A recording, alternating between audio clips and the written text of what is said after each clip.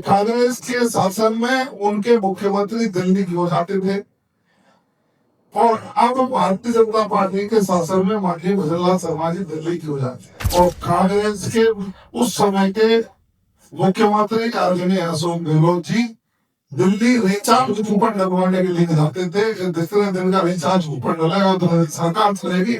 मैं समझ सकता हूँ कि मुख्यमंत्री जी एक सच्चे जन सेवक का दायित्व निर्वहन कर रहे हैं। पूर्व मुख्यमंत्री जी जो 3 बार रहे, जो उनका बयान में सुनवा, पता नहीं वो कहां से निकाल कर लाए। अरे आपने राजस्थान में जो रिफाइनरी लड़ने वाली थी उसका फिट्टा बैठाने का काम कांग्रेस के राज हुआ था।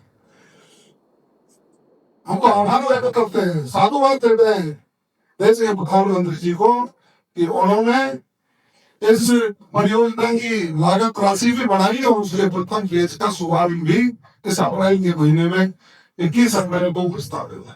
ये काम करने क्यों थे?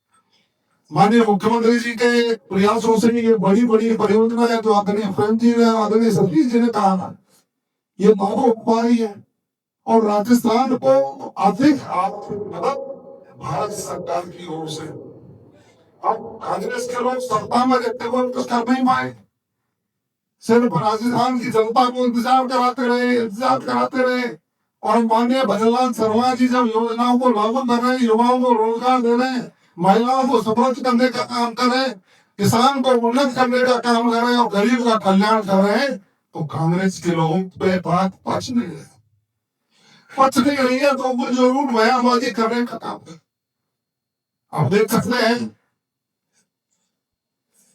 तो यदि आप लोग कि कांग्रेस के शासन में उनके मुख्यमंत्री दिल्ली क्यों जाते थे और अब भारतीय जनता पार्टी के शासन में माननीय भजनलाल शर्मा जी दिल्ली क्यों जाते हैं। और कांग्रेस के उस समय के मुख्यमंत्री आदरणीय अशोक गहलोत जी दिल्ली रिचार्ज कूपन डलवाने के लिए जाते थे कि दूसरे दिन का रिचार्ज कूपन डलेगा तो सरकार चलेगी और फिर दिल्ली भागेंगे। उस समय की परिस्थितियां निश्चित रूप से देखी होंगी।